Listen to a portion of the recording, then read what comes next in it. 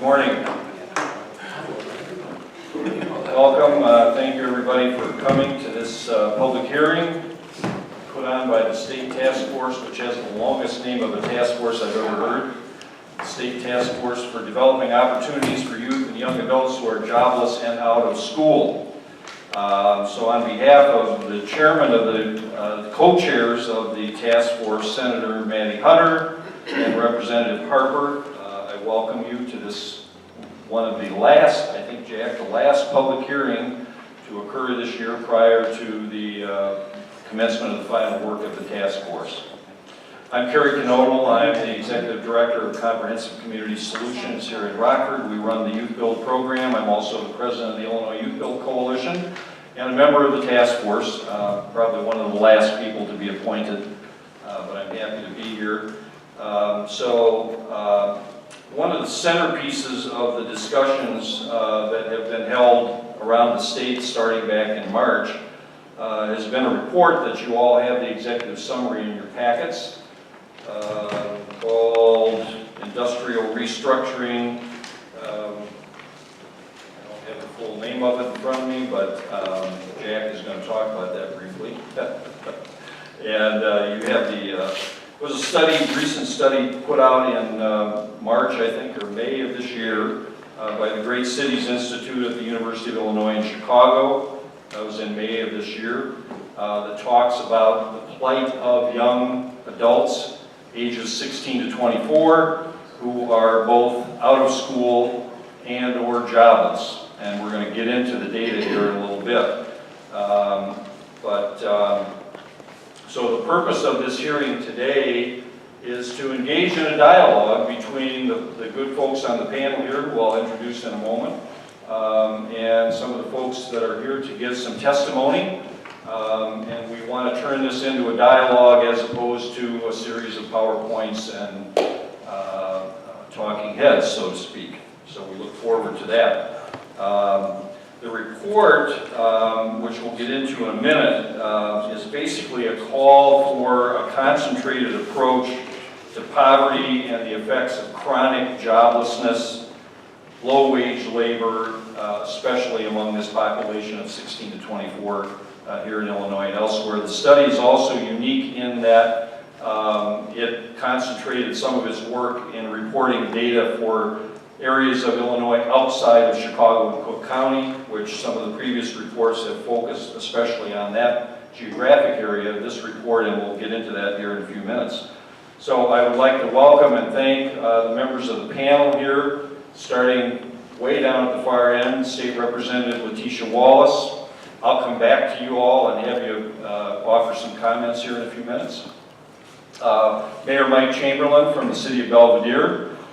State Senator Steve Stottleman, Jake Costanza, Executive Director of Project First Rate, Alderman Chad Thunberg from the City of Rockford, State Senator Dave Severson, Harold Sweeney from the Regional Office of Education representing Regional Superintendent Lori Finello. This is Gabrielle Torina, who's here representing Representative Sherry Bustos from our local area here, and Lisa Bly, who's the Executive Director of the Workforce Connection and the Workforce Board here in Rockford. And we'll introduce the panelists, or the testifiers, here in a few minutes, if that's all right.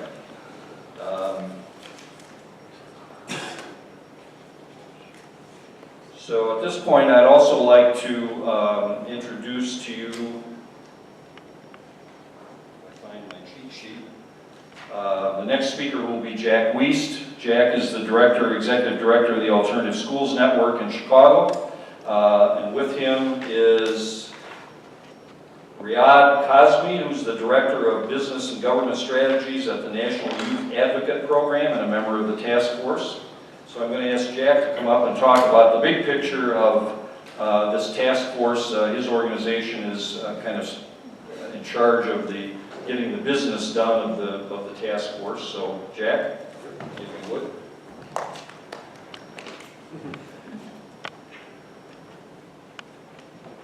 Thanks, Kerry.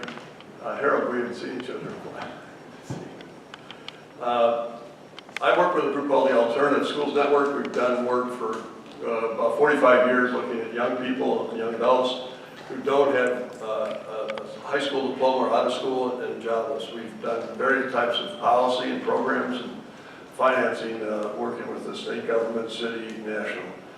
This task force, we originally called it Disconnected Youth Task Force. We decided not to call it that and have a long name because I'm not sure the youth we work with call themselves disconnected or opportunity youth. I think they might more relate to the issue that are just out of school and out of work. And it's less of a label and more of a description of kind of a system that is not providing enough opportunities for them. The task force came as an idea with a lot of different legislators, Senator Hunter, Senator Harper, Representative Harper, Senator Lightfoot, and others. It was really born 11, 12 years ago. We had started a task force looking at how to re-enroll students who are out of school, which led to a series of workshops, policy forums, and a final report in January 2008 that looked at this serious issue of how many youth were out of school and just not getting a high school diploma. The studies that we commissioned, one from the Center for Labor Market Studies at Northeastern in Boston, looked at a young person who was out of school and came back and re-enrolled. They would save taxpayers over that young person's lifetime over $290,000 by coming back off the streets and getting a high school diploma, by making more money, paying more taxes, and using the health, welfare, and prison system less. The most recent study we did with this Great Cities Institute, just looking at the tax benefits of re-enrolling a high school dropout to get a high school diploma, was nearly $200,000 just in tax benefits alone.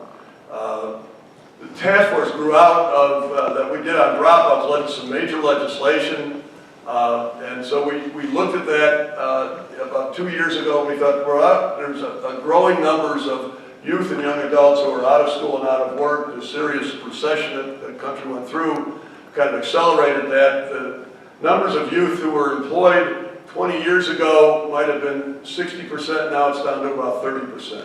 They're basically not needed so much in the labor force, but that's not only the case for youth, but young adults and adults. The task force grew out of a resolution that was passed in the House and Senate in the spring 2017 session. It came to being, working behind the scenes through the fall of last year, and the first meeting was in January this past year. The goal of the task force is to look at the issue around the state. It's not just an inner city issue in Chicago or Cook County, but around the state. And looking at that, we've had hearings not only in Chicago, but in Granite City, Peoria, Mount Vernon, the south suburbs of Chicago, and now here in Rockford. Each of the hearings have invited youth to come and talk, and other groups. We've seen some really interesting testimony, not only from the youth, who given a chance to get off the streets and reach their dreams, to get a diploma and get some work experience, but also from businesses. I think one of the most interesting set of hearings we had was in Rockford. It was conducted by Senator Chuck Weaver. I had a series of panels and had Peoria, what did I say? Rockford, okay. In Peoria, one person who testified was a community college president who said she's gotten 25 to 30 unsolicited calls from businesses saying they can't find people to work. And it's not just skilled people that do a CNC machine, it's just people to show up on time, how to get along cooperatively and things like that. The labor shortages facing businesses are not just in Chicago, Cook County, it's around the country. And I can send some, I think we have some articles there for the Wall Street Journal, New York Times, showing this, but there's a bunch of factors. One is that immigration now in the United States is down significantly. There is an aging population that's retiring. There's a birth rate that's literally not replacing the people who are dying. It's the same problem in Japan and China and Western Europe. And there are literally 8 to 10 million men who are 25 to 54 who are out of work and have given up. If you give up and don't look for a job, you're not counted as unemployed. You're jobless. And there's another 4 to 4.5 million 16 to 24-year-olds like that who are out of school and out of work too. So those are real challenges, not only for the people themselves and the despair many people feel being out jobless and the opiate use and that sort of thing, but it's a real challenge to business and a challenge to the economy. There have been stories that businesses are saying, and this community college president said businesses are worried down in Peoria, if they can't find the labor they need, they can't expand, and that stops the economy from expanding. So the importance of this hearing here and the other hearings around the state is to highlight that issue and come up. The good news is we know types of programs that can get youth and young adults off the street. The good news is that last spring, a year ago spring, a piece of legislation passed that will allow the Community College Board to certify adult high schools. Up until now, adult high schools couldn't really exist. That will allow an opportunity for adults to be in a business, to be in a workforce training program for adults 21 and older, to get a high school diploma, which will make a big difference in their lives, and also it's kind of a certification for business too. So the good news is we know what works. We need to figure out how to develop more programs that do what works. Kerry runs a youth build program that combines good skill training and payment for the kids while they're doing that, and they get good paying jobs in the construction industry. Again, I want to thank everybody for coming. It's an urgent issue. It's not really looked at other in terms of crime or opiate use, but the real essence of that issue is the lack of real dignity that people used to have and still do if they have an ongoing job. I'll tell a quick story that in 1932, in January 1932, Ronald Reagan's father, Jack Reagan, who was a traveling salesman, was laid off. That was a rough year for him from 1932. It was a really difficult Christmas for the family in December of 1932.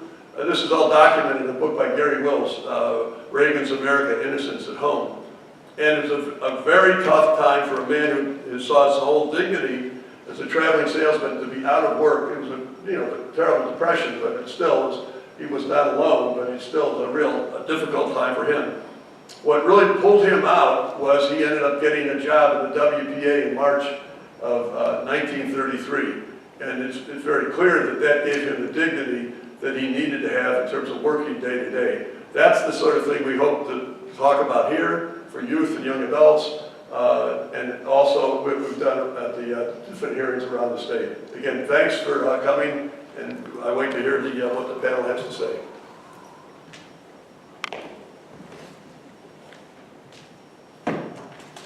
Okay, thank you, Jack. So let's go to the panel, and if you each, you're not required to, but if you'd like to make some introductory comments about the topic or your thoughts or what you're hoping to hear from our dialogue today, let's just go down the line. Representative Wallace, if you can begin. Thank you. It's a pleasure to be here this morning. I was a proud co-sponsor of the legislation that helped to create this task force, and I introduced legislation in 2015 to assist with the high school diploma situation. We weren't successful then, but as you know, sometimes in Springfield you have to come and do things several times to make it happen, and I'm so proud that we were able to pass that last year. I am currently in the last several months of my final term, but I will continue to be working on issues that I've been passionate about. I started the Economic Justice and Equity Committee within the House, and I believe that Representative Harper Slaughter will be continuing that work, and that will definitely fit quite well with the findings of this particular task force and help that committee be able to push and advocate for legislation and policy that will impact this population. So thank you for allowing me to be here today. Morning, everybody. I'm Mike Chamberlain, Mayor of Belvedere. Everybody is aware of this problem, and it's not a little problem, and it needs to be the focus of all governments to figure out how to work with the private sector to solve this problem. Governments do not have money. We've had programs in the past that all of a sudden there was no money for funding for this year, and being from a community of about 26,000, there was a federal program called SWEEP that helped low-income youth find a job managed by someone from a low-income background, and they helped out the senior citizens in the community. It was a beautiful thing. There was no funding to do that this year, and it was felt, that difference. Everybody has a plan, everybody has a program, every government agency has their own way of doing things. The reality of it is we all have to focus together and make this a priority financially, and it has to be a public-private effort, working with the community to make this happen. The recent Chrysler expansion, one of our star suppliers, Magna, who is a world entity in themselves, has gotten to be a real help in our community and in the regional community. And what they'll tell you is they have to hire 3 people to keep 1 person. And that's because there are no soft skills. And why is that? I mean, why are we really missing that boat? We have a STAR program for folks that's an alternative high school program. We have a GED program. We have a community college program that started September 10th at one of our high schools for adult education. But I think what happens is we all reach a point where we're trying to do the same thing and we don't have the resources to complete a metric that has a return. So, I would encourage everyone to, first of all, be a listening ear to these folks that want to talk to us about experiencing the problem and what they see as a solution. And then we all really work together and put the money forward to not talk about it, but to do it. Good morning, I'm the State Senator Steve Stottleman, and at the state level we've undertaken a lot of time and energy debate regarding our state business climate and what we need to do to be attractive to business. And to me, this is the #1 priority. Workforce development is really where it's at. If we're going to be attractive to employers or encourage employers to stay here, it really begins with having a qualified workforce. That's the #1 component when it comes to having a strong business climate. So I think that needs to be mentioned. I agree with Mayor Belvedere. This needs to be a public-private partnership. Whatever we can do to enhance partnerships between local school districts and the business community and local governments, make sure resources are there, that needs to be strengthened. But I also believe the private sector needs to step up as well. If they got specific needs, specific skills that need to be addressed, they should be first and foremost in providing these types of programs and partnerships and be at the forefront of making sure these training opportunities are there as well. So looking forward to some of the comments and dialogue we'll have here this morning. Good morning. My name is Jake Costanza, Executive Director at Project First Rate. Just to give you a brief introduction of what Project First Rate is, it's a labor management association within the construction industry, representative of 15,000 working people and contractors. And I'm echoing both the Mayor of Belvedere and our Senator in reference to what these private-public partnerships can be. I think an excellent example actually is within our industry, specifically the union construction industry. 98% of all apprenticeship programs are championed by the construction industry. In Rockford alone, there are 6 registered apprenticeship programs, and mirroring that stat, 5 of them do belong to local trade unions. And so what I'm really interested in hearing today is what are some of the obstacles in finding a pathway into what these apprenticeships might be, and what we can do to break barriers to ensure that people are getting these good paying jobs. Because we know in 2016 a study was conducted by a levy that in Winnebago alone, just relating to prevailing wage projects, $1.5 million went back into tax revenues. And we know that if these jobs begin to wane, we are going to have more significant issues as it relates to budget problems and more specifically the personal economy of what people are going through. So again, thank you for inviting me, and I'm excited to hear what some of these suggestions might be. Hi, Chad Thunberg, Alderman of the 3rd Ward, Rockford. Thank you for having me as well. I'm on City Council. We're working with intergovernmental agreements, things of that sort with the county, Rock Valley College involved. Really, and myself personally, I'm a big advocate of the trades, VOTEC being reintroduced into the school system. Strong believer that not everyone is cut out to go to college. Sometimes I think that is, the education system can be dumbed down to allow it for everyone, but I think that sets up failure at times too. So some of these individuals would be great in the trades business. I'm I'm a big advocate of Project First Rate, and I'm really on the trail to exploit that program that they're putting together with dilapidated houses fighting blight at the same time. The Barbara Coleman project with RVC is coming into play now, and I think that is going to be a game changer if that comes into fruition as far as training individuals within the technical trades. On the out in the business community, I frequently talk with various businesses that have the same concerns, situations, that they can't find and retain workers. A couple examples. One is a company and the supervising of the shipping and receiving department, offering $15 an hour, high school education, that's all that's required. They will start at $15 an hour, full benefits, and they will train that individual in CDC. Training and then offer full-time employment, obviously, in that area as well, and a nice pay increase. They cannot find people to take that on. Another individual with a very well-known national company that has a location here in Rockford. The individual in his company is working double time more than not. And I asked him, why don't they hire?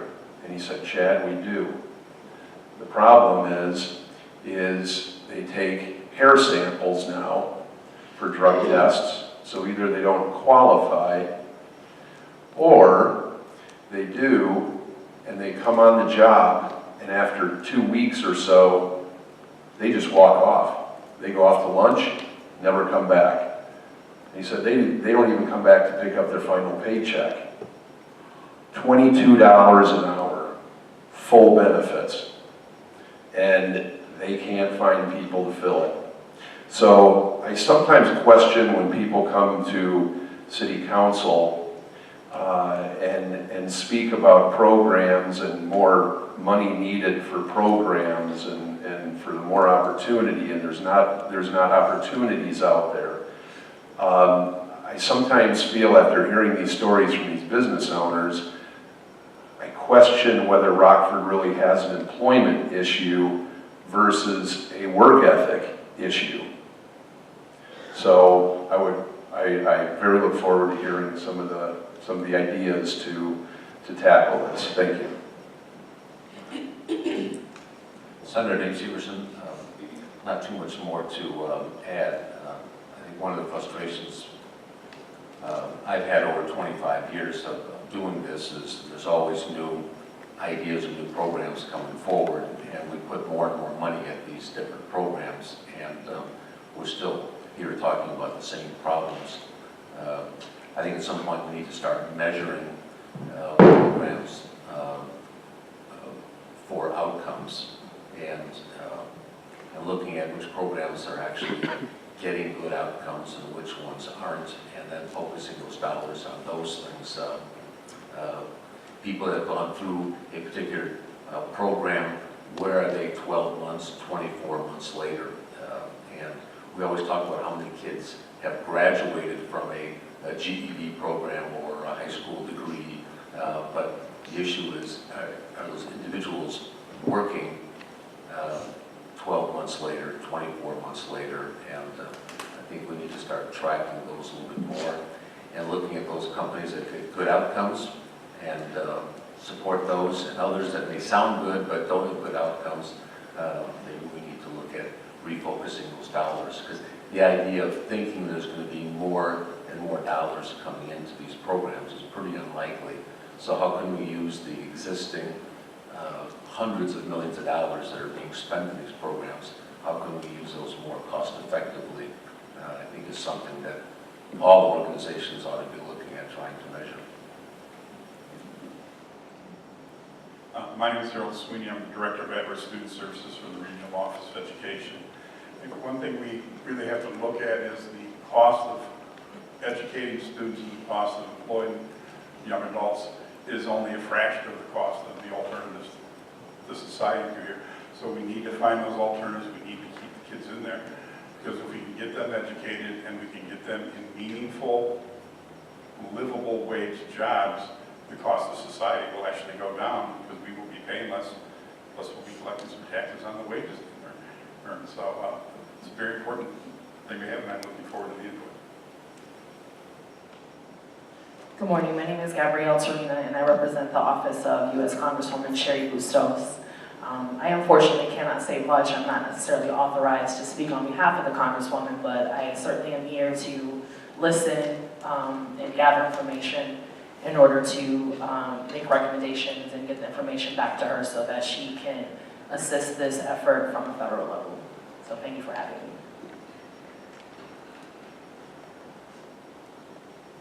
Good morning. I am Lisa Bly, the Executive Director for the Local Workforce Board, the Workforce Connection. So I'm the last one, but I got something to say about everything I've heard. So I'll try to be brief. The first thing I'd like to point out is I had the privilege last week attending our Illinois Workforce Partnership Awards, which was held in Springfield.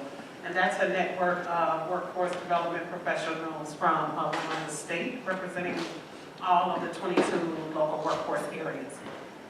At that awards luncheon, I had the privilege of a youth from Rockford, who we actually recognized and was awarded an individual award. He went through he had not completed his GED when he came to us. He went through the training, the tutoring, got his GED, went and got the training, went through cold form training, completed it, got a job, got a car, and got a house. So I wanted to start with that. So good things do happen. And there are young people in this age group with a work ethic and that are looking for opportunities. So I was glad to be a part of that. I also would say this is probably the population that I'm most passionate about, because I think far too often they don't necessarily understand how to navigate these complex systems. And yes, I mean even applying for a job and what you need to do to follow up. So that's probably why I'm most passionate about this group, especially when we talk about them choosing between college or career. Both systems can be difficult if you don't have the support to do so. So our board is responsible for funding programs who actually do this work. So that's what I would say in terms of the oversight. We're responsible for making sure there are good outcomes, and we're responsible for making sure that the funds are spent properly and we get the results.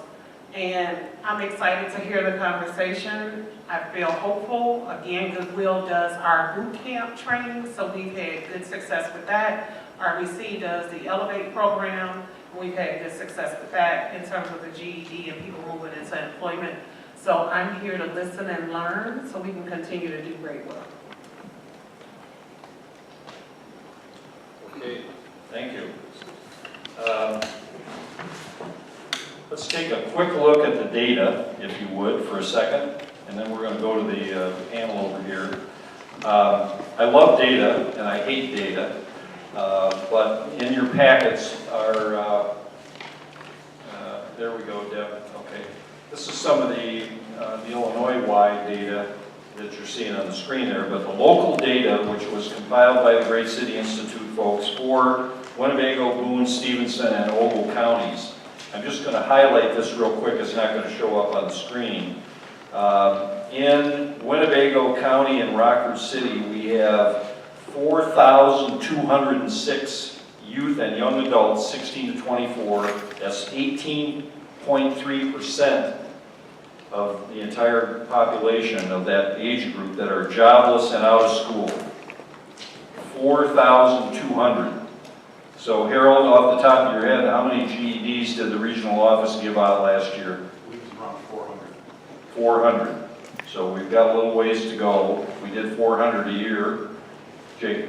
Just a quick question, just to define jobless, is this unemployed or are these individuals not looking for a job? It includes the numbers not having a job, not those who are just looking for a job. So if you have 10 people in a group and 6 are out of work, they're jobless. there might be 4 of those people of the 10 looking for work and they'd be counted as unemployed, but the 6 who are out of work and are jobless, we count those as jobless.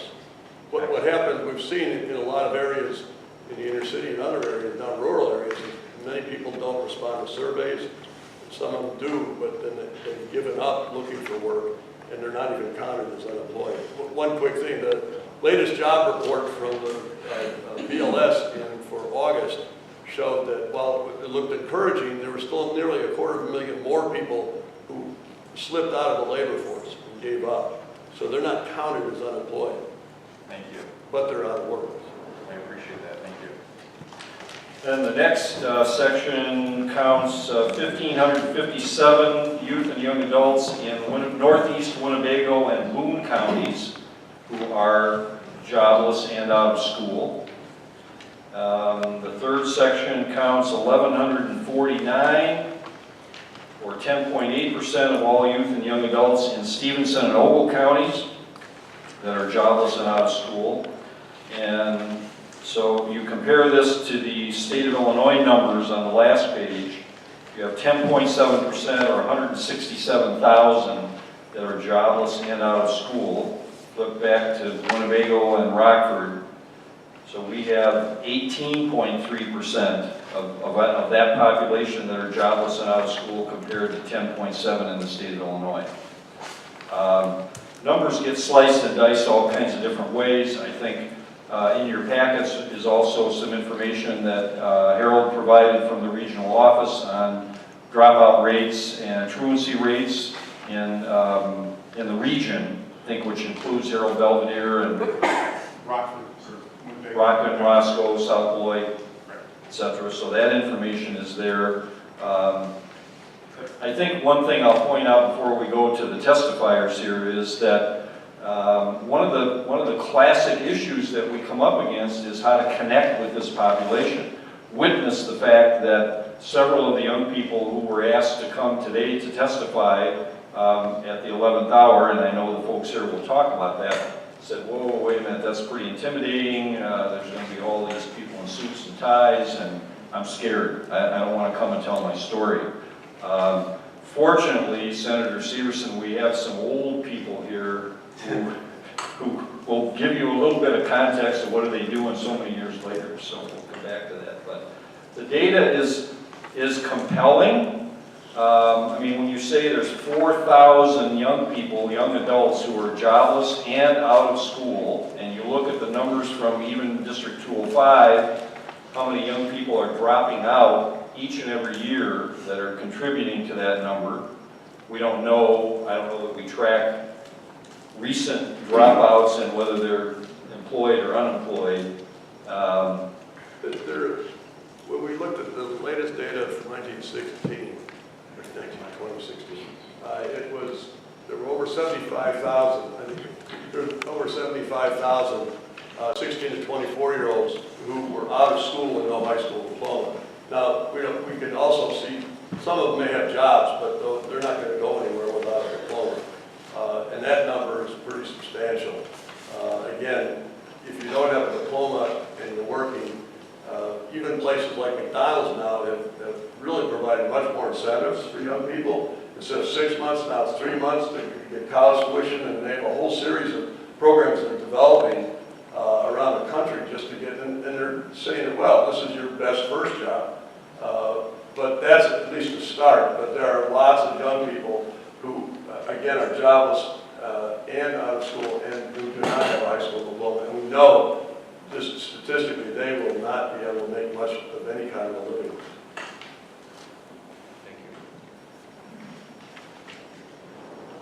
So I'm going to mix it up here a little bit with the folks that are going to offer testimony. I'm going to start with this young man to my right, Joe Rayford.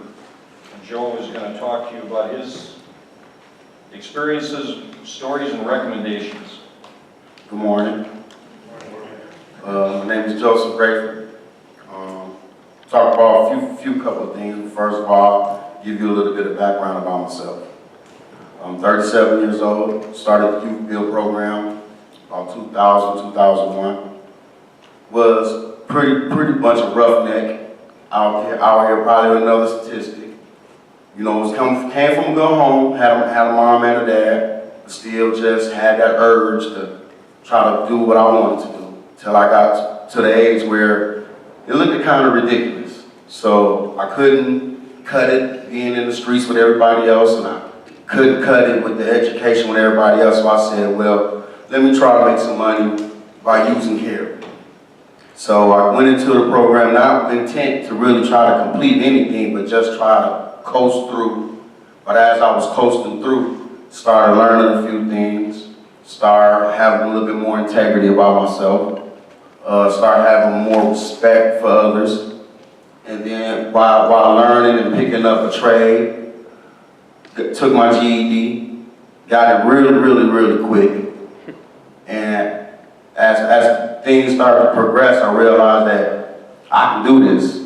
So within that, I took a whole 360, did construction, didn't really like it, but knew how to do it. Decided to go to college, went to college, so tried to learn to be an advocate, second chance program, did it.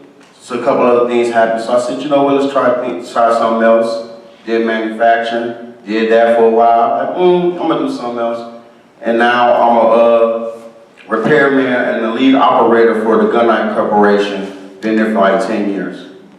Top of my employment, staff love me, employees love me. And it's all thanks to him. Now, enough with that, though. I want to cut down to the bone marrow if you get kind of raw with you. To me, in my opinion, being like on both sides of the statistics, I really say, yeah, funding, it matters, but really when it comes to these kids, does it really matter?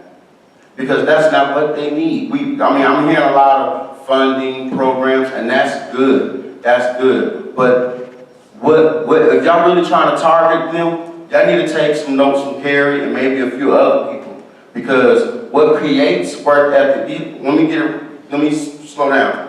These kids don't know work ethic. That's the first thing we got to understand. Because ain't nobody showed them work ethic. These kids don't know anything about taking it serious because ain't nobody never took it serious with them. They go to school. At first when these teachers start teaching, they're very enthusiastic because, oh yeah, I'm teaching others. But after maybe about 6-7 years of dealing with attitudes from home, from kids, they lose it. So now they're just scooting them along. So now you got the kids that's looking for, like, hey, I'm ready to learn. I'm ready to achieve something. Just scoot on down. You know, kids that can't comprehend, that don't know can't comprehend the work, and like, hey, I need help. And then because they're embarrassed, you know what, I'm just gonna pass them on. And that creates the bad work ethic. And that creates the bad habits of giving up and quitting. Because there's nobody to take the time to say, hey, what's the problem? You know, and when they do ask them the problem, it's out of frustration. Because they're tired of dealing with it day after day after day after day. Because they lost their compassion. So when they lose their compassion, they lose hope. And when they lose hope on the child loses it too, because the child never had it in the beginning. And then what happens? It goes to the next class, hey, watch out for him. He's a troublemaker. I don't know what's wrong with him, so now before he even gets to the next one, they already gave up on him. And it goes all the way to adulthood. So now you're like, don't nobody else care, why should I? Why should I? You know what, he's selling drugs, this looks good, you know, he making money, he ain't have to go to school, so I'm gonna try that. Oh, I can't be a successful drug dealer, so you know what, I'm gonna panhandle. Because don't nobody wanna hire me. Then somebody do try to give them a chance, they don't know how to seize the moment, because ain't nobody never showed them, they mess it up. And then it's not intentionally, it's because they live in a life where they've been ignored the whole time. You know? So how can you know to be on time and be proper for work if ain't nobody sat down and said, hey, if you want to be at work, you need to be there at least 15, 20 minutes before time to go to work and be prepared. They don't know. So that's when you just get that kid, he's trying, but he don't know how, and he got a shirt all wrinkled and all wet, but he 5 minutes late, but he actually trying. But the only reason why we cut him short because we set the standard of excellence for this situation. So, oh, I'm so tired of kids like you, dealing with ones like you, that as soon as one of y'all come like this, I'm just done. Because I'm trying to find that right one. But instead of trying to find that right one, won't you teach them all to be the right one? Take the time. Find out what's their weaknesses and make it their strength. Instead of just passing them on, or instead of just trying to look for statistics. I'm gonna tell you right now, Carrie and them could have gave up on me a lot of times. There's a lot of times I gave them a lot of excuses for doing things that I was supposed to do that I didn't do. But they didn't. They sat down, they talked to me. Joe, what can we do to help you? What can we do to fix this? Oh, you can't find a job. What is it that you like to do? You want to go to school? Okay, let's help you get to school. So once I found that somebody cared for me other than my mom and my dad, that's when it started making a difference that it ain't just for me, it's for everybody. Because once I start putting into my community start giving me back. But it takes people to understand and show it first. We just can't keep talking about what we need to do, what we ought to do, what we feel to do, what should do. We can do that all day. They still out there. They still out there roaming the streets, trying to get change to smoke drugs, trying to get change to buy a bag of chips, trying to find a way to get some clothes so they can keep up with society. Doing this ain't gonna fix it unless we all understand and have one committed goal, and that's focus on them. Even if I do it every day. I see kids, sometimes I feel like I'm almost 40 now. And that story I gave you was almost 20 years ago. Don't you know kids look at me every day? I'm everybody's dad. I'm everybody's dad. I only got 2 kids of my own, but I done helped raise at least 12. I see them, what's wrong? I don't care where I see them, what I do. I start talking, I put structure in them. You know what? I go down here, right down the street, every Saturday, I serve hot plates. I take kids with me all the time. Because you know what started me doing that? He did. Oh, we need to help less fortunate. Even though no matter how much problems I got, I always know there's people underneath me that got it much worse. And that's the structure I teach in these kids that look up to me. You want to help? Come on, we going to the building. Finna go fold clothes. You finna go talk to people who didn't gave up. And then you finna put the encouragement into them that they can keep going. Because that's what I'm doing to you. And that's what we need to do for each other and the whole community.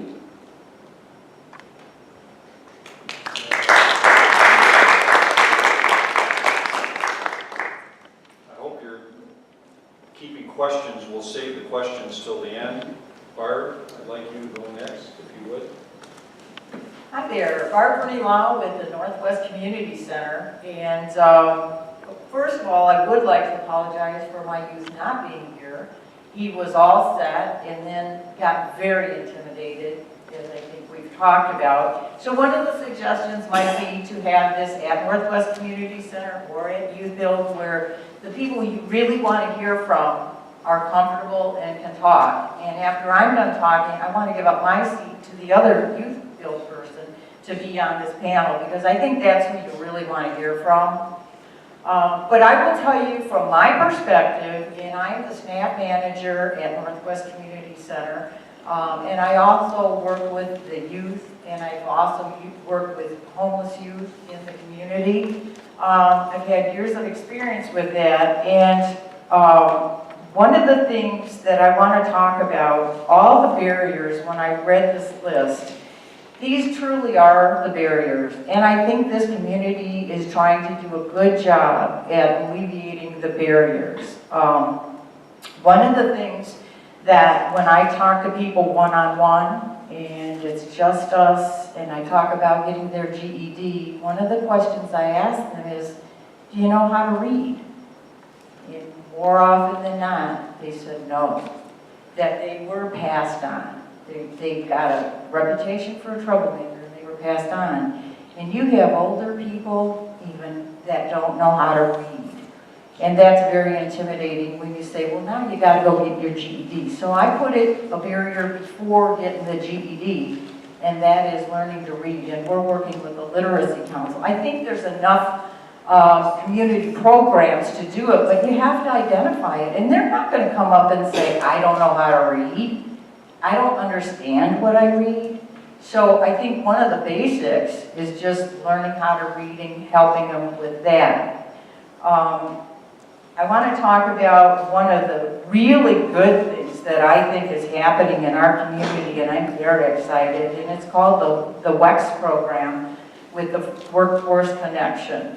And that is that they are willing to pay 350 hours to a business that will hire our people. Think about it. If you're a businessman, woman, would you want to hire someone that's homeless? That doesn't have an education? That has never had a job? I mean, really, I wouldn't. So I think what we really have to do is give this incentive to the businesses to take this chance and have us work with the person, but have you give 350 hours paid for by the Workforce Connection so that we can work on those skills, those soft skills, work on what it's like to work. But to have a supportive system around you, whether it be me or the Workforce Connection people, that can really work with you. I think it's an intensive program. I think it brings in the community businesses. And I think this is one of the newest, best things we have going for us. We do work with the Elevate program and have found that very beneficial. We have hired at Northwest several of the people that came from the Elevate program, and they are going on. And I wish they were here to talk. I really do. Because they will tell you Northwest gave them that support, but it also gave them a paycheck from the Elevate program. So you're right, a lot of people don't know, you know, they haven't had anyone either in their family or in the community say, this is how it works. And I think this one-on-one program and what I do with the SNAP program at Northwest is really a good program. And I think all of them need food. So I hope that continues. What we're hearing, this is my little spiel here, what we're hearing is the state is going to cut people off of SNAP big time in January, and I really hope that doesn't happen, because I think that is one of the things that brings them to our office, that helps us help them to get further employment.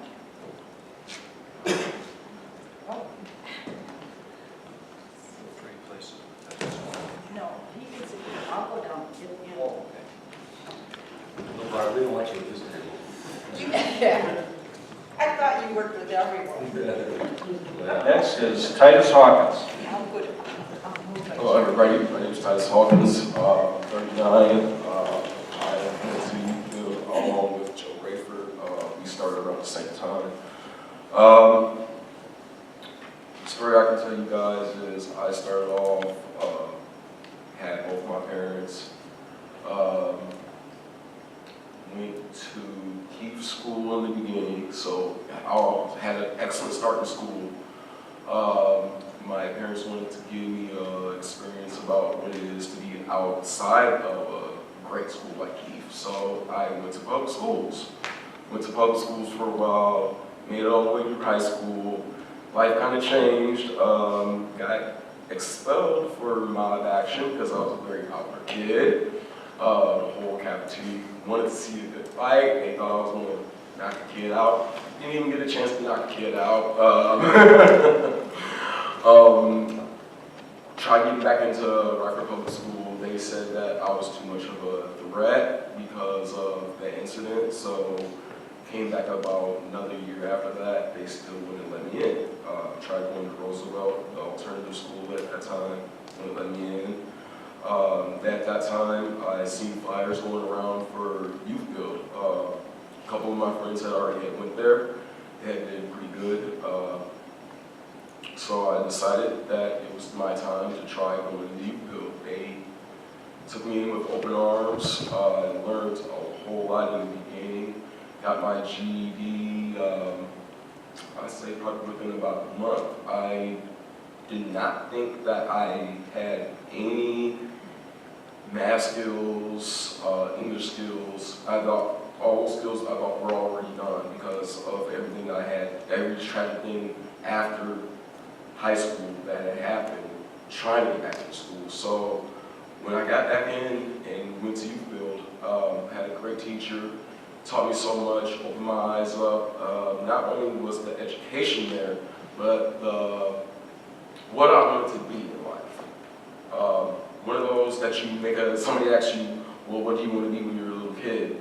and you don't know what to say. You say, oh, astronaut, but when you get older, it's not being an astronaut, you know? That's maybe not what you wanted, not your forte in life. That's going to keep you at that job for 25 years. You know, you could be at a job and not like it and go to lunch and not come back for that $20 check because you didn't enjoy it.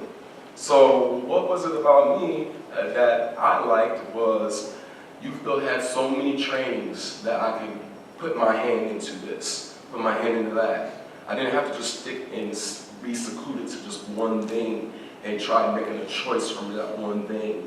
I had college opportunities, had a great opportunity to go to Germany. Never in my life did I ever think that I would ever get a chance to do that. You don't even hear a lot of kids that go to public school that get to go out of the country for doing a great job in school and to show it, you know, to learn other things around the world, to find out what is it that you still want to do before you really make that final decision of this is where I am, this is what I want to do with my life. So what I'm doing right now is I found out that I like to work in the community. So how am I going to make this work with what I've learned all the years and bring it back to people that I see every day? So I got into Rockford Housing Authority. I see all these students when I go out and work doing the maintenance and stuff on houses and everything else, and I see these students and they look at me like, wait a minute, weren't you that guy from Youthville? I'm like, yeah, I'm that guy and stuff, and they're just wanting to be like, how'd you get there? How'd you do it? And it's always about an hour talk with them. I don't mind it. I love it because it was something that somebody didn't give to me until I got here. I didn't have nobody to tell me, like he said, what time to wake up. I don't know if Joe remembers, Carrie in the beginning gave us alarm clocks. How many people give you alarm clocks and tell you, how many employers will give you an alarm clock and tell you, hey, make sure you're on time? No, they rather write you up, you know, tell you, hey, maybe, you know, if you keep on doing this, you know, you're going to see the next verbal, written, or whatever, you know, consequences on up, but you never get nothing that's going to give you a tool to make it better. So not only is it great things for needing money to be invested into life skills, just the life skills along with the education, because that's just going to follow right behind it. If I have that life skill and I know, okay, well, I don't want to be a bum my whole life, this is the road that I can go down.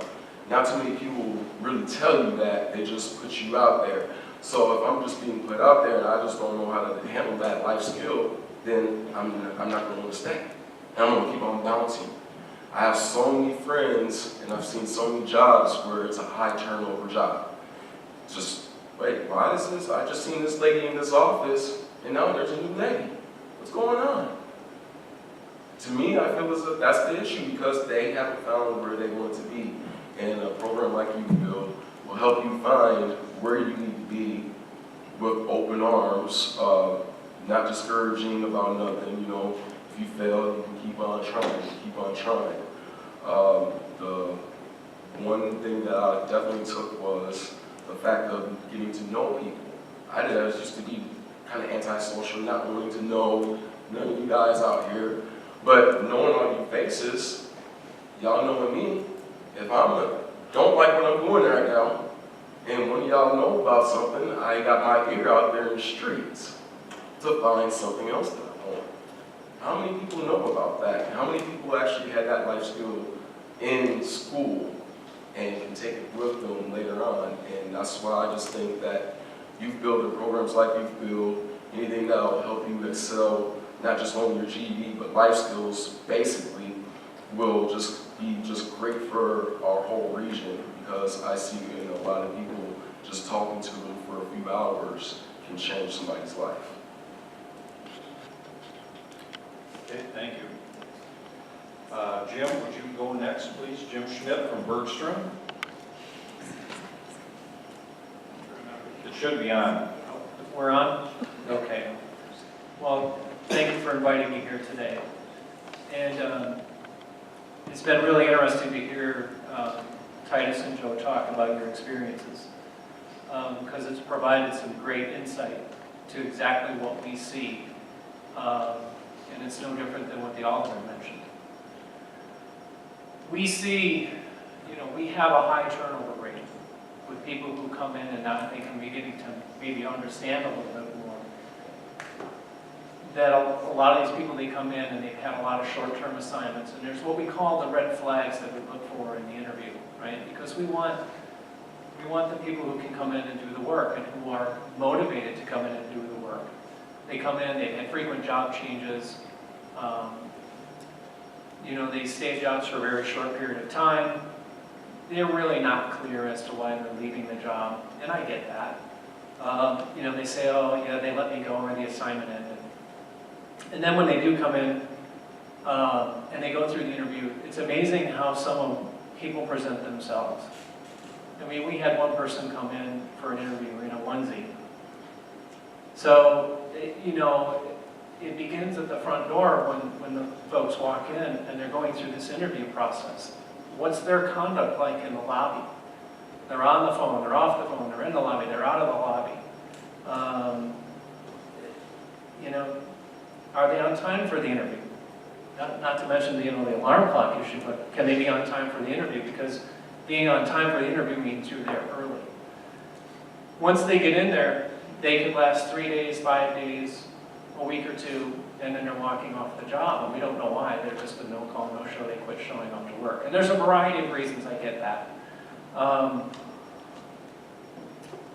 Sometimes they don't get to work on the job that they want to work on, right? And we call it window shopping. I want to walk through the production area, and I want to pick the job that I want to work on. Well, it doesn't quite work that way, right? We've got to rotate people for safety and ergonomic reasons. Or they get in an argument with a coworker and they can't manage through that. Or they get in an argument or they get into a difference of opinion with the supervisor. So then they get up and they walk out halfway through the shift. We have no idea why they left. So these are some of the challenges that we see as employers. It's very tough to get them in there. It's very tough to get people to want to stay. And I sometimes ask myself the question, okay, maybe this isn't where you want to be, but wouldn't you want to be here at least a while to start getting a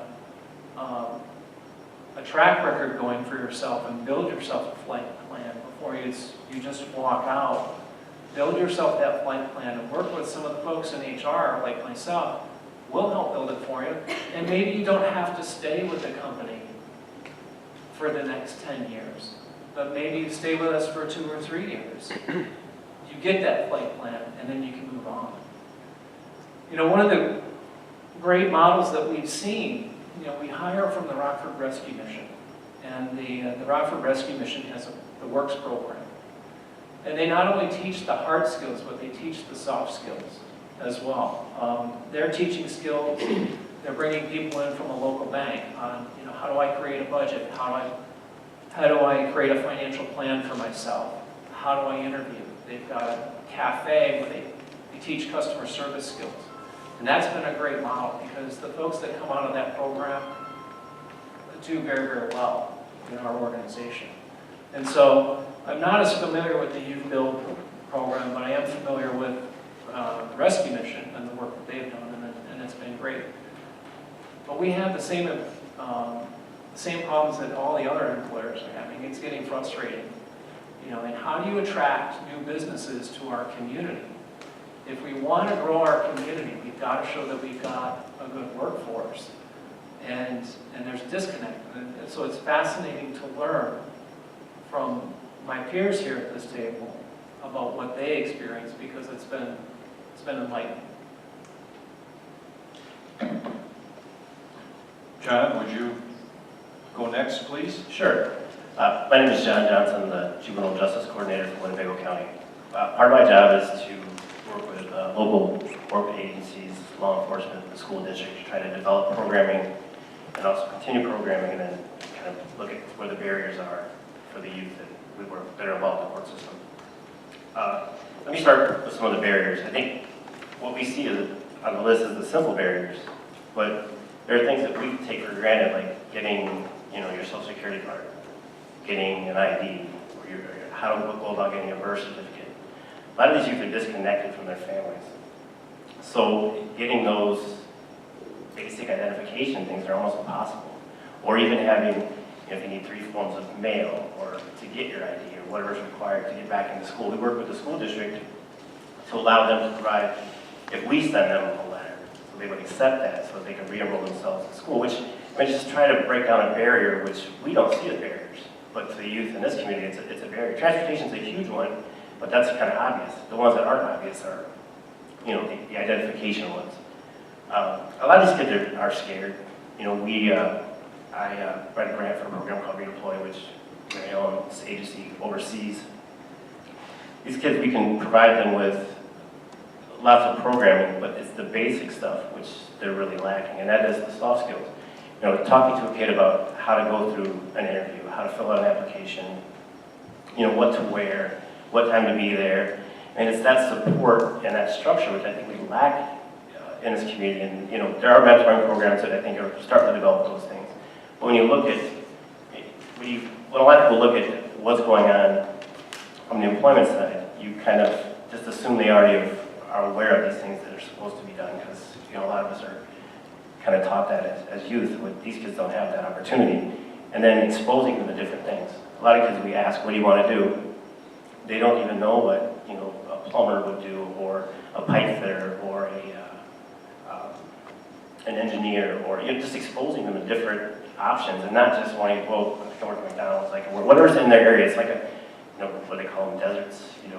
The area they live in, because of transportation, it's hard to think of getting to the far east side to go work at a factory that they don't even know what goes on at that factory, or they may know what Chrysler is at 14, but they may not know what it looks like or what they do there, what they could be doing there. They could be, there's a multitude of jobs that they could do they're just not aware of. So I think it's just exposing them, and a lot of these kids they've never been on a tour of a college, university, or Rock Valley or junior college. Just exposing them to that environment kind of opens their eyes, and if you connect them to something, it sometimes gives them some hope. And a lot of these kids are looking at things without hope. And I'm speaking from the age group we work with. I don't want to say 10, but youngest could be 10 to 21. So, and I know even with the adult system, the IDs are, that's a big issue. So that's kind of my perspective on things, and hopefully. Okay. Phil, would you go next, please? Name's Phil DeLeon, Filomeno DeLeon. I go by Phil. A lot easier to say. I was a graduate of Youth Build also, actually before these guys, back in 1999. So it's been almost 20 years. I went in the program when I was 16 years old, and I dropped out of school and had a child on the way. I was scared to death. Carrie and the program gave me an opportunity to go and learn. I came from just a single mother. As a child, I was a product of the state, award of the state of California, foster homes and things like that. Grew up very poor, got back with my mom and moved back to Rockford, where I was born, and things never got any better with her. So when I had a kid, I came to Youth Build, and after she was on her way. So it was very hard and difficult, but I wanted better for myself and for my daughter who was on her way. And I didn't want her to ever experience the life that I had lived. And that was my drive, to work hard and to figure it out somehow, some way, because I literally had not a role model in my life at all as far as somebody to show me which way I should go or how to get somewhere. So I made my daughter my motivation, which she's going to be 20 soon and is a student at cosmetology school and finish high school and everything. So, and I did that as a single parent for the most part, without a mom in her life. And now I currently have 6 kids, so, and they're all doing as well as they could. Proud of them. I own a company, construction company, privately owned construction company now, MKC Construction, and I do a lot of sub work with a company called Vinyl by Boyles, who's been around for 20 plus years. Started in Belvedere, and we've been working hard for a long time. I also put myself through motorcycle mechanic school and in Florida for a while, and had a motorcycle shop in Rockford for a few years, and learned that turning my hobby into my job wasn't a smart idea. So, but anyhow, I think that we have a lot of problems as far as trying to find people to bring on and do work. We've got work all the way through next year, so the work is there. We got jobs signed. We have people who are willing to wait for us to come. We have a big problem with finding people who can actually come and do the work. People who have a driver's license to come because they've gotten, lost their license once, and you get a ticket, you get a $1,000 fine, you don't have a job. How do you ever pay that fine to get your license back? You owe child support, but you lose your license because you don't have a job because you can't pay your child support. How are you going to pay your child support to get your license back? Doesn't make any sense to me. Let me take your license so you lose your job so you can't pay. I get it, they need to pay. But if they don't have a way to work, they cannot pay the child support, which is never going to get the fine paid, and it's never going to get anything done. So why are we not doing something as far as teaming up with their employer, saying if you pay back through the employer, we'll give you a work permit. If your employer is willing to send us 10% of your check directly, and they consistently do that, then we'll give you a permit to drive for work. Why are we looking for alternatives like that instead of saying you just can't have your license and figuring something out? The other thing that I've always thought, and I think in youth and people growing up nowadays, we give too much. If you give me money to pay my rent every month, and you give me money to feed my family every month, and you give me everything, and all I have to do is sit at home, why am I going to do anything else? I don't need to. Why am I going to go get a job who's going to require me to be there every day, on time, be respectful, and do what they ask me to do, if I can just sit at home and not worry about it? I think that our goal needs to be not what can we do to give more and how can we do more, but at some point, how can we not need a youth build program? As great as youth build is, how nice would it be to not need that program because all the youth are staying in school, graduating, and going off and getting jobs. And now we don't need to fund a program like that, and we can put that money back into the education to continue to grow the education. How many people can we get off of food stamps? Why is there not a requirement for that? That I ask myself that every day. Why can somebody sit at home and as a youth and stuff, and when I was young and I was a single father, yeah, I was on food stamps. I certainly was. But I didn't have, for a job, I had to take a drug test. I was required to be somewhere every day. To get food stamps, I didn't have to take a drug test. I had to take a driver's license or an ID down there, Social Security card or whatever, fill out some paperwork, and boom, I got it. It's easier to get food stamps than it is to get a job. It's easier to sit at home every day and not go to work. It is. I would rather go to sleep and stay in bed until 10, 11 o'clock every day. I honestly would. I'm tired. I'm hurt. My back hurts. I just herniated a disc in my back. I fell off a roof 2 years ago, shattered my elbow. I was climbing up on roofs and working with a cast on my arm. And that's because my kids have to eat, and they will not go without. And I will not let somebody just give it to me. That's just the way it is. Why do we not require, kids can drop out of school at 16 years old, right? Okay? So if your kid drops out of school at 16 years old, then you lose your benefits for that kid for the state. We're not going to give you food. Make these parents require their kids to go to school. Make them go to school. You have to stay there, or you're not going to get a benefit. Why are parents not required to do so many job interviews? Why do you not have to have a job to get benefits? I get it, all jobs don't pay a ton of money. You know, I make a good living, I've worked hard. I was an employee of Youth Building. I started down at $7.25 an hour. I've lived that, it's hard. And I had a kid, it's very hard. Make a decision, do I go buy, at that time I did smoke, do I go buy a pack of cigarettes or do I buy a pack of diapers? Easy decision, I'm gonna buy a pack of diapers, you know. But where's the requirement for everybody, you know? Where's the accountability to be on there? Because the more people we can get off of benefits and SNAP benefits and things like that, which I don't think we should get rid of the program, people obviously need it. But why are we not giving those benefits to people who are working, who are making $8 or $9 an hour, just need a little help to get through the month? Because they're struggling so hard at that job and they're not making enough money, they don't care. You have to care about your job. And if you're not feeling like you're compensated for what you're doing, then you're not going to go to work and care every day. You're not going to go to work and say, I'm happy to be here. I go to my job every day and I'm excited. I'm excited because I know that I'm going to make a bunch of money that day and I'm going to put it in my bank account. And I'm going to go take care of my kids because they need it. You know, my kids aren't perfect, but we're too quick to give up on them. You know, my son goes to school at Hononegah. All my kids go to the Hononegah School District in Roscoe and stuff. We moved up there because I felt like it was a better place to raise. I mean, if you look at the statistics on here, I mean, clearly you got 2,000 students, only 16 dropouts. But then you go over to, say, Auburn High School with almost the same amount of students, and they got 97 dropouts. The teachers have lost their care. They have lost it because the students have been trained to feel as if they're owed that anyways.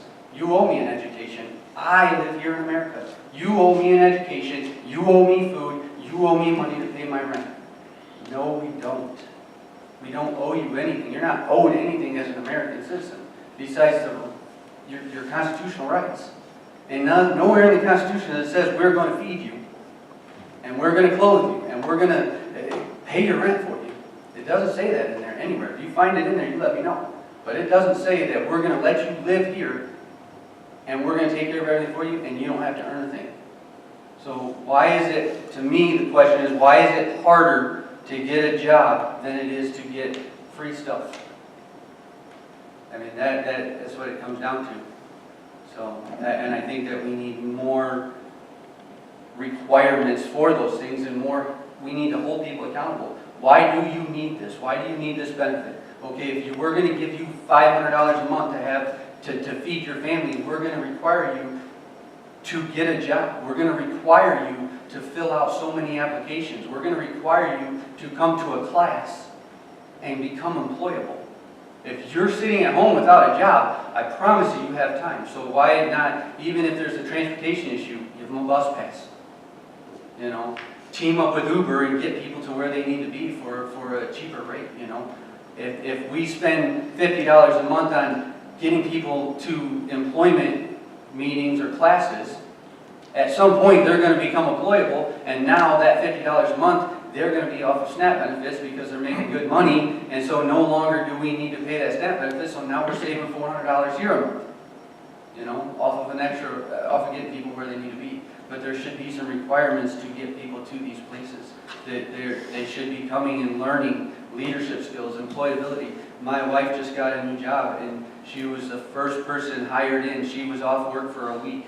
She was hired in at a law firm, and she went through a staffing service, and for the first time ever, that law firm met with her, hired her in on the spot, bought her contract out from the staffing service, and she never worked a day through the staffing service because she's employable. Because she has these skills and has never been given anything in her life, she's had to earn it. So she knows that she needs to get out there and do something, you know. And I think that that's one of our biggest problems. Is we need to have more requirements, hold accountable people who are getting things so they feel like they have a sense of, I've earned that. You know, because if you earn it, you care for it. You love it. You know, you give me a car, I'm going to destroy it. If I earn that car, I'm going to go take care of it. I promise. So. Thank you, sir. Pass that down to Mary Ellen. We want to leave about 15 minutes here for some dialogue and questions and answers, so please. All right. I'm Mary Ellen Kamara, and I'm the Executive Director of Youth Services Network. And we have about 8,000 children and family that we work with and 86 employees. We work with some of the most traumatized and mentally ill in the community. We work with homeless kids. We have 2 homeless shelters. We work with truants, kids who aren't going to school. And if you know anything about truancy, truancy is a symptom of the problem. It's not the problem. We also work with abused, neglected, and victims of domestic violence. We have 8 contracts with DCFS, so we work a lot with foster kids. And we also work with the juvenile justice population. John mentioned Redeploy, which is for kids that have committed several felonies, and we're trying to keep them out of the Department of Juvenile Justice. And then we work with kids. Our newest contract is with the Department of Juvenile Justice, taking kids who are coming out of DOC for kids and coming back to our community. And we also have a program for kids who are 11 to 14 who are just starting to dabble in the juvenile justice system. So we work with, and one thing I can say that all of our kids, or a great majority of them, have in common is trauma. There's a lot of trauma in our community. Simple trauma is divorce, a move, something like that. Serious trauma is a shooting, death of a family member. I could go sexual abuse. I could go on and on. But I think part of the thing that what we're seeing, and with all of our kids, especially our kids from the juvenile justice population, is that they've never been engaged in a system, whether it's school, whether it's community, whether it's job, and this has gone on for several generations. And I appreciate what you said, Senator Severson, because I'm right there with you, maybe because we're a little bit older than some of the people here. But, this didn't just start with these kids right now. This started, several generations ago. So the soft skills have not been taught, which is what you said. And there's a level of despair. And we got a list, and I'm not sure if you got it, John referred to it, about the barriers that we see, and it's limited programming, transportation, mental health, criminal record, housing, language, childcare. What I see is poverty. If you haven't been in one of the houses in your community, I challenge you to go with me. I do mental health assessments for all of our juvenile delinquents in their homes, and I challenge you to go with me and see our families. They would love to have people come and listen to them. Poverty is a huge issue in our family, in our community. Domestic violence is a huge issue. 75% of the kids in the juvenile justice system have witnessed domestic violence in their home. I can tell you about the gangs in our community. And I know I look like a 66-year-old white woman, which I am, almost 67, but I can tell you about the gangs because the kids talk about it. I work with the kids who are part of the gangs. And that's a huge issue in our community, and it's a huge issue, the safety of the kids in our community. And I always chose to work with kids because kids are a lot easier to work with than adults. And when you talk about adults shouldn't get this, I'm all for it. But by God, I want something to happen for those kids. And I've seen adults who have gotten, a check and went out and did their nails and their kids don't have shoes. I've seen it. But I've also seen people who are working hard at McDonald's. And there are jobs in our community for kids. We get kids jobs, but they're not careers. We can get kids jobs at McDonald's all day. We can get them jobs at Subway, but that's not a career. And a lot of our kids can't pass the GED test. In our Redeploy program, we have one 17-year-old who's reading at a 3rd grade level. Part of that program is to have a tutor. I cannot get him up to a grade level that's appropriate for him to pass the GED. It's going to take a long time and a lot of work on his part. And some of our kids who do work at McDonald's, they can make more money selling drugs. They can make more money selling a gun than the reality is than they can make at the jobs that we can get. Because our kids, especially our delinquents, have, limited school skills. One of the kids that I did a mental health assessment on a couple weeks ago, and he happened to still be in detention. And I always say to the kids, tell me about school. And he said, well, I was bad in preschool, I was bad in first grade, I was bad in second grade, I was bad in third grade, but fourth grade, I was in this group. And I got really good grades, and this lady that came every week, she really liked me. And then I said, so then what happened? And he goes, I was bad in fifth grade, I was bad in sixth grade, and it went on and on until he didn't go into school anymore. And I think it shows that that's what we're missing in our community, is that engagement of kids. And it has to start out when they're young, and it has to carry through. And there's very much in our families, and like I said, anybody who wants to visit some of our families at YSN, I'll be happy to take you. But there's a level of despair and hopelessness in a lot of our families, and that despair and hopelessness has carried on to the kids. And John knows the kids that we work with, a lot of them don't think they'll live to 21. They really don't believe that they'll live to 21. So why should I worry about graduating from high school? Or why should I worry about going to college? I'm not even going to live that long. Two of our kids last week, one was shot at in Subway, in the parking lot of Subway, and the other one was shot at the bowling alley. They're right. If they keep doing what they're doing, they're not going to live till they're 21. And so that whole level, that whole sense of future is missing in a lot of our adults, and it's carried on to our kids. I have a couple of very specific recommendations, because that was part of what we were going to do. One of my recommendations, and I am all for data, I think we need to put people who have the skill to help people find jobs in existing programs. Because I know our kids and families aren't going to go to wherever to talk to somebody about a job. It's about relationship, and it's about trust. And so you need to have that relationship and trust for the kids or their parents, guardians, whomever, in order to move to that next level. So the programs need to be in programs that are existing instead of having a job program here, a job program here. We can't, unless we take them, they're not going to go. If you hand them a business card and say, come and talk to me, they're not going to go. We have to take them and walk side by side with them to go through the process. Another thing that we do have kids, and we have adults that we work with that have taken the GED test and cannot pass the math test to save their soul.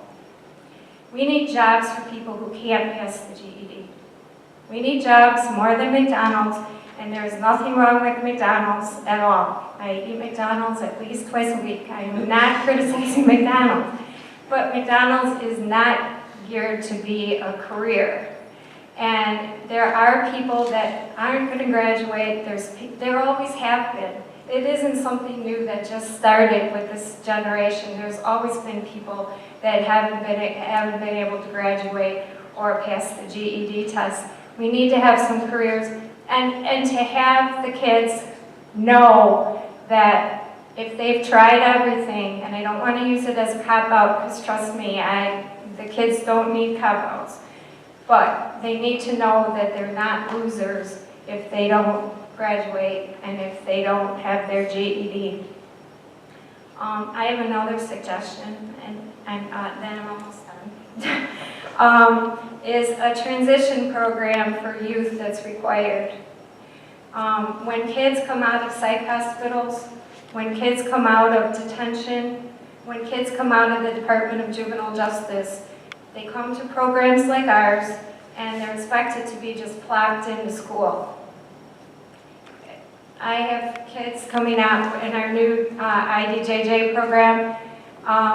We work with them every night. They didn't get any credits when they were in St. Charles, and then they come to our program and we're supposed to get them into high school. Okay, you've been out of school 2 years, you didn't get any credits, and we're going to put them in high school, and what are they going to do? They're going to cause problems, and it's not going to work. So we need transition programs in the schools, we need transition advocate, I don't care what you call it, but we need somebody to work with kids that are coming from from a system where they haven't been in school to help them adjust, because they cannot just, be plopped in and think that we're going to accomplish anything. And I guess the only other thing, and I'm with John on the state systems have kids for periods of time.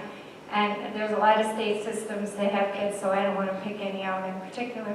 But kids come back to our community with no ID, can't find their birth certificate, don't have a social security card. And then in our contracts it says, hey, help this kid find a job. Well, it takes us 3 months or 4 months to get through that process of just doing those things when this child is attached to a state system. So anything that you can do to help our kids, Carrie takes some of our kids. We are more than willing. I would love to have you come sometime to talk to some of our kids, because I had one that was supposed to come too, like Barb, and I didn't. He's talked for us before in small groups, and I didn't want to surprise him with all of you being here. So when I shared with him who was coming, he didn't want to come. So thank you very much. Thanks. So that's a lot of information. I'd like to take the last 15 minutes here or so to offer the opportunity for you all to ask questions of any of the panelists here. The good news is Channel 13 is here, yes. If you didn't see the story that was last night or this morning, that I questioned the statistic from the National Employment Law Center that says that 42% of everybody in Illinois has either been arrested or has a criminal past. I want to see where that came from, by the way, but think about that as a barrier to employment. I'm not sure that 42%, what's a criminal past? Does that mean stuff you've thought about or that you've actually done? I'm not sure. But questions, please, comments, dialogue. Jake. Yes, thank you. So this question is based off of the excellent testimony from Joseph and a comment that Ms. Mary Ellen said about age and connecting, bridging that. And so from my unique standpoint, I work for both the labor force and employers, and when most people come in looking for a career, most typically they're 18 years and up. And so from our perspective, how can we find a way to essentially connect with these people at a young age? We spend time in schools, we spend time with groups, community centers, and so on. But when these individuals don't have that role model or that individual to learn from as it relates to being on time, responsibility, etc. Do you have any suggestions as the way our industry could break that barrier or have that conversation with young people? Okay, well, my experience on both ends of the field of needing it and giving it, I usually spark the interest. What I mean by sparking the interest is it's the same way as you meet anybody else, What I do, I see a kid or a young adult, because it varies for me. I mentor kids from 25 on down. So, I usually catch them, talk to them about something that's intriguing to them. And then what I do is I twist it into a more beneficial way. And then, as that, you gain that trust, you become that role model. And the first key of bridging the gap is consistency. Meaning you got to talk to them rather it's intriguing to you or not. Because you gotta understand, this is their world, so this is all they know, no matter how ignorant or intelligent it may sound. You know, so when you listen to them, you make sure that their opinions and their mindset or whatever they're trying to reach out to you about matters. And once you build that trust, then you'll be able to imprint the things that they need to be a productive citizen. So my thing is that, you know, usually I'll talk to them about something that's ignorant. Yeah, Master P, he's dope, yeah, whatever, yeah. And then, you know, it leads into something else. So then now they come to me when they got a problem. So then when they come with me with the problem, I help them with the solution. But then as I'm helping them with the solution, I wedge in things that make them productive. You know, and a lot of times with them, that connection is that knowing that consistency, like, you know, and that's with me. Like every time I got, you know, you're young, you don't have no experience, and you're used to trying to do things on your own. Because that's the first thing we got to remember when we're handling these young guys and women. They're forced to grow up with an immature mind. So they're trying to do adult things because there's nobody there to help them grow up to be productive, but they still have the mind of teenagers and below. So they're not comprehending the significance of responsibility because they've never been challenged to do so or never been told. They comprehend their age. So that's why they come with that chip. You can't tell me what to do. But they don't know anything other than that, their age. And that's something that we have to respect and have to help grow them to understand. So that's the connection, being consistent, being understanding, even no matter how topsy-turvy it sounds to you. You still have to like make sure it matters. And then they're gonna come with you with them problems.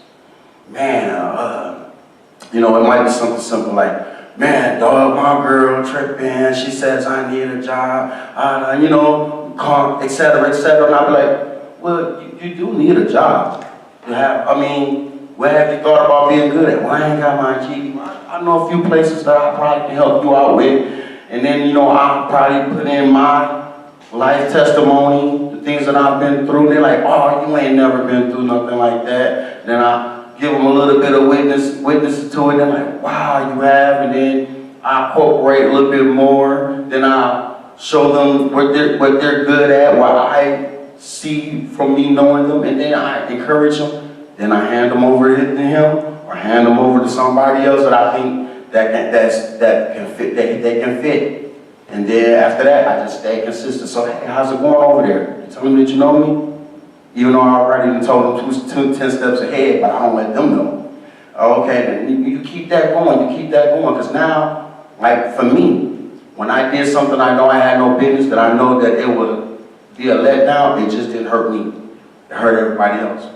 So now I'm more cautious on my decisions because I know it ain't just gonna hurt me, because now it's more than me. It's about care. It's about my dad. It's about my community. It's about my kids. Once that one person shows they care, a lot of other people show like, hey, you been walking around with that kid all day. What's so special about this kid? And I introducing him. Now he got an interest. Now she got an interest. Now everybody got an interest. Everybody's invested to this child. So now the child got support back. Now the child a little bit more cautious about their decisions because they don't want to, oh, I'm sorry, I let y'all down, because now it's guilt. And that's the connection. I sure wish Joe had some ideas that he could share with us. It's an old... Oh, I'm sorry, I was going to add, because he... Go ahead. I was just going to say, when I go meet with our kids, they all want to be rappers or basketball players. And that's because that's what they see. And that's who they see makes money. And that's what they see, because a lot of the kids we work with have never been to Cherryville Mall. And we took 3 17-year-olds bowling. Only 1 out of the 3 had ever been bowling. And we took 7 to the movie. 5 had never been to the movie, and they were afraid to go because they were told that there were bed bugs at the movie theater, and that they would get bed bugs if they sat at the movie theater. It's exposure, and you said it. And we have a lot of people that want to volunteer, and I totally appreciate that. But the consistency is what's important, and it's really one kid at a time. So if you want to do something, take one kid under your wing and follow that kid and like Joe said, be consistent, listen to that kid, and that kid will turn out to be a good worker for you. But there has to be a build-up. You know, there's so many kids that you can't just take them and it's gonna. Yeah, I think I want to add to this. It seems like there's a word that floats above this. Everything that's been said this morning, that word is connect. So connecting young people to mentors, connecting them to employers, connecting them, and Lisa knows this very well, that, you know, those of us in the workforce development business struggle constantly to connect to businesses who will hire people, of course, but one of the old tried and true methods is job shadowing and internships. It's been a while. Home Depot used to do every February, they would do Groundhog Day job shadowing, and they would open up the store. We would send all of our students out for a day. They'd put on a Home Depot apron. They would follow somebody around in the electrical department for a day. They would have to be there at 0600 when they have their staff meetings at Home Depot. I've experienced that myself. But, you know, that kind of connection to the labor market, whether you're just exploring a career or whether you're somebody that's a little farther along that, you know, maybe you're ready to be, I recall we sent a young man once down to Miller Engineering. He wanted to be a sheet metal worker. And he did a 30-day internship with them, and he came back, and I said, well, you know, is that going to be your career? And he said, no, I've decided it's not. Well, what happened? Did something, you know, untoward happen to you? No. He said, I figured out that I'm only 5'2", and this work requires me to get up on a ladder and work above my head, and I can't do that. I'm too short. So he went on to a different career. So those short-term, medium-term opportunities, I'd love to have gotten some of our students into the Embassy Suites project, even to do a tour. That's harder than it looks for liability reasons, for all that sort of thing. So how do we in the workforce development business connect to the business community, connect to the construction companies, to the manufacturing companies, to offer those opportunities at whatever point somebody's receptive to it. Maybe it's somebody that's worked with a mentor for a while, they got no clue what they're doing. So that's one of those ideas. Lisa, the Workforce Connection operates the WEX program, the Work Experience program, which is a great opportunity, Barb mentioned it, to support employers who will hire folks for a work experience, on-the-job training, if you will.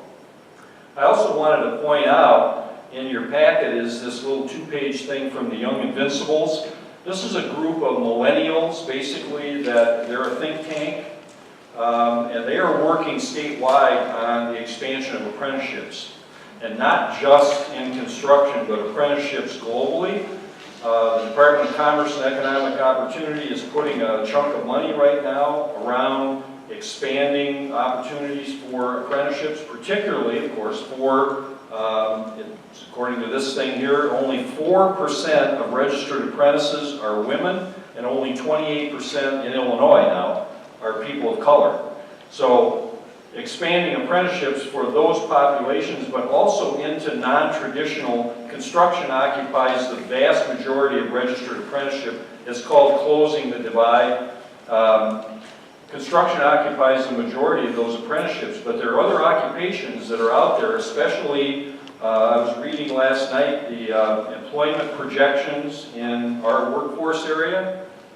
From 2018 to 2028, the numbers folks at the Department of Labor are suggesting that in Rockford's MSA, there's going to be 2,400 new jobs in healthcare in the next 10 years. Compared to only, actually according to this, compared to a loss of 2,200 jobs in manufacturing over the next 10 years. So there are some good things happening. Apprenticeships are a wonderful opportunity to connect people, but if the construction trades, and you probably, Jake, you probably know the numbers are fairly small as workers age out and retire and so forth. So we need to be looking at other careers that will develop registered apprenticeship programs, or that will develop hybrid, maybe they're not full-blown apprenticeship programs, but maybe they're expanded opportunities. I know some of the federal money that comes through the state to the local workforce areas are being used for those kinds of things. So there's some good news out there in terms of what works, but connections are what we need. I worked for 12 years in the juvenile probation department, and I can attest to the fact that back in the 80s and early 90s, the way we helped people find a job was I required them to come in my office, I handed them a Rockford Register Star and said, go find a job, come back at the end of the day and tell me where you've been, how many applications you put in. The world has changed, and with that I want to share a question that was sent to me by email from somebody who couldn't be here today, Alderman Logeman, who asked if he could submit this question for all of your consideration. He says, with accelerated automation continuing in the coming years and decades, by some estimates more than half of all current jobs are going to be replaced, will be automated by artificial intelligence by 2045. With the most pernicious effects of this newest industrial revolution affecting the populations we're discussing, what is a game-changing idea that can address this issue? I think it's going to affect not only teens, but also careerists across many industries if we're not smart about planning for that. I don't know if anybody'd like to comment on that, but that's back to this whole apprenticeship question. What are the jobs that don't exist today, that aren't McDonald's, that are not, no offense to the temp services and staffing services, say hi to Michelle up there, Global Staffing, who serve a valuable function, but what are we looking at? How are we creating new opportunities for people in this age group who are now jobless and out of school to move into the workforce? So, anybody else? Harold? I can. There's a mic there if you want to. As we talk about building the relationships and the opportunities to have, I think Mary Ellen and I can both say having people involved with kids who are having a little issue getting to school right.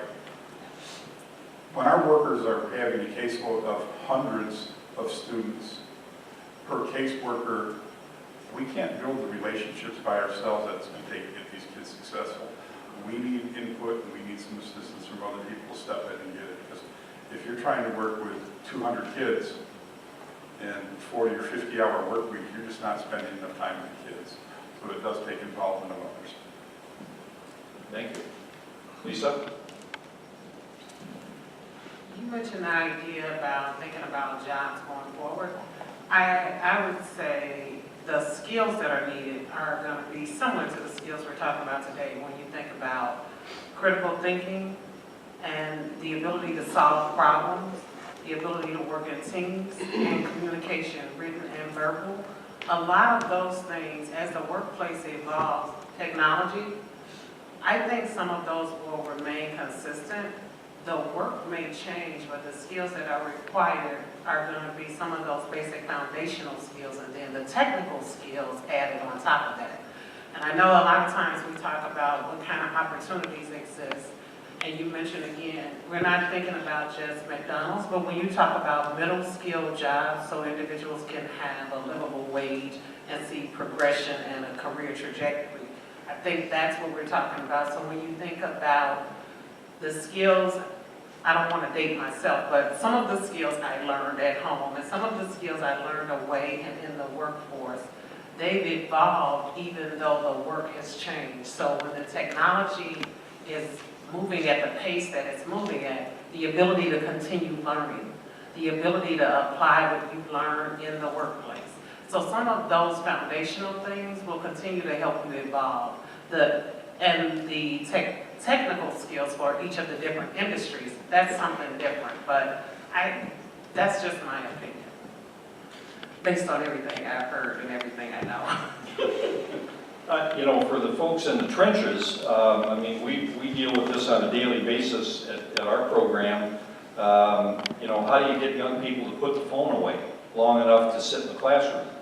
How do you get them to, I forgot all about the alarm clocks, but you know, some of those very basic things, the world is changing, we get that. We need to figure out how to make that work in these programs, however many there are. We also, it is true that our bureaucracies have all the best intentions, whether it's the city, the county, the state, the federal system, doesn't matter. We all are trying to work toward the same thing, but we certainly have lots of evidence of duplication of services, of navigational issues. I just heard something on the radio the other day that the number of healthcare navigators for the Obamacare stuff is being cut back. So who are the navigators now for the young people that we're seeing in our systems? I know the workforce system struggles and has struggled for a long time to make themselves customer friendly, so that if we send somebody to the Workforce Connection who's looking for work, that they don't become despaired or discouraged because they have to keep going back and taking another test. And we just heard recently that the reading and math tests that all of us have to administer to young people to be eligible for a lot of these programs, the TABE test is going from what was a 2-hour ordeal that young people had to sit through, is now going to be a 5-hour ordeal to complete that test that is required to enroll in some of these programs.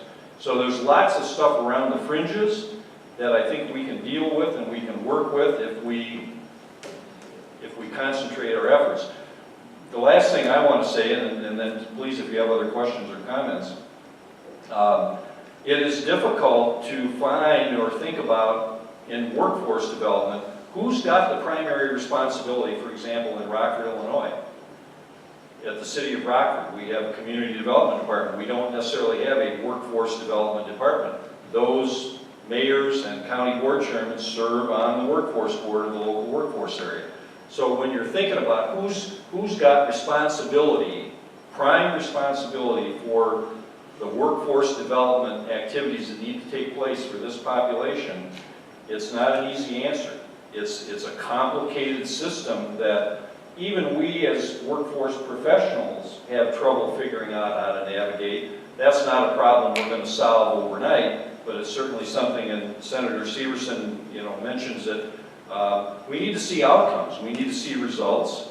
That's increasingly becoming the case, whether you're applying for competitive grants or funding, or whether you're just going and talking about your program or your organization to supporters, volunteers, whoever it is. They want to know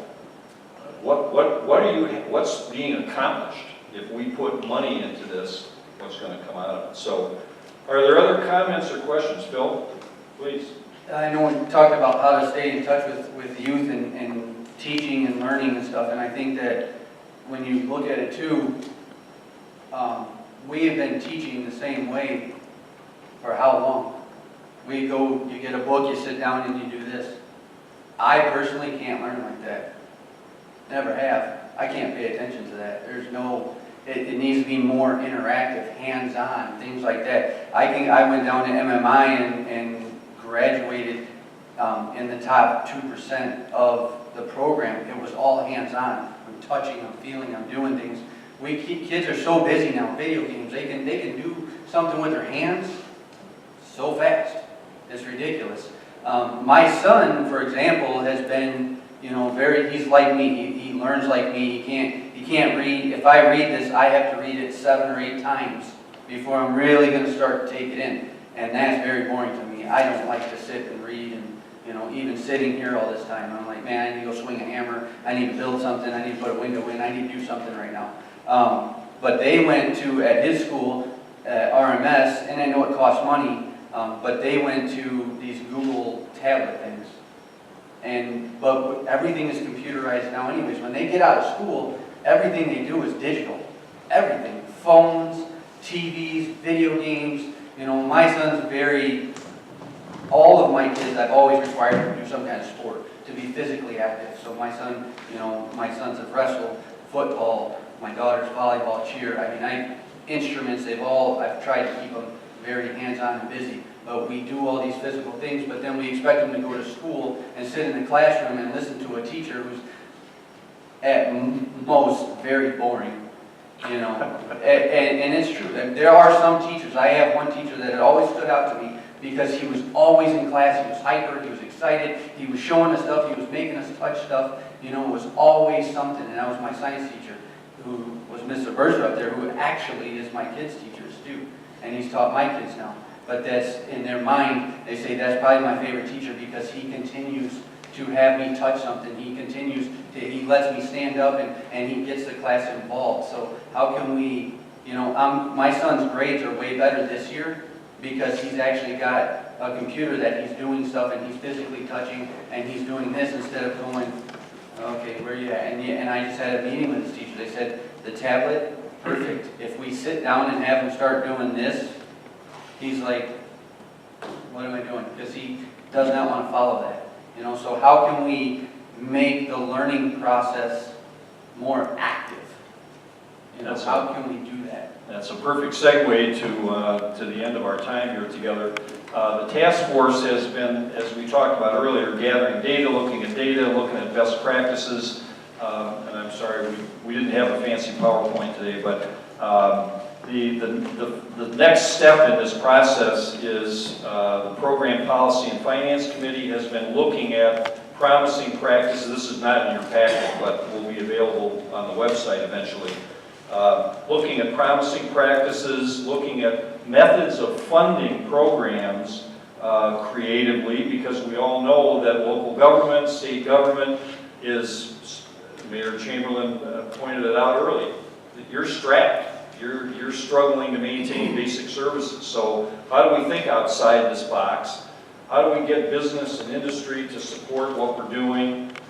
Because if we have to try to rely on government funding alone, it's not going to work. It's not going to happen. So the latter part of the year now, the task force will be finishing up that research. We'll then be developing the recommendations to the General Assembly, to the Governor's Office, to the agencies on the best knowledge we have. I, for one, for many years have been wearied of task forces and commissions, but they do serve a valuable purpose.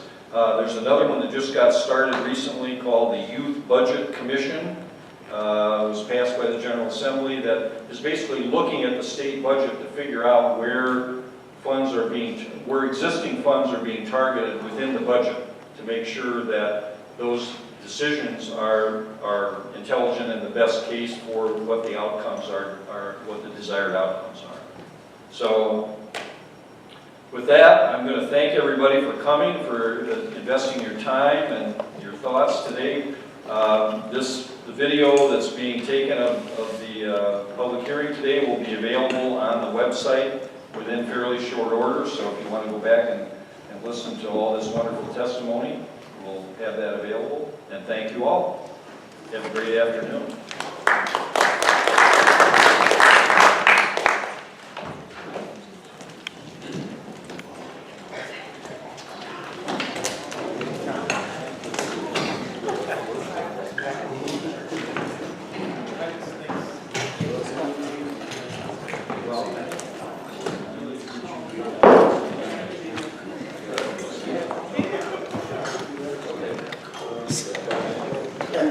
Mm-hmm.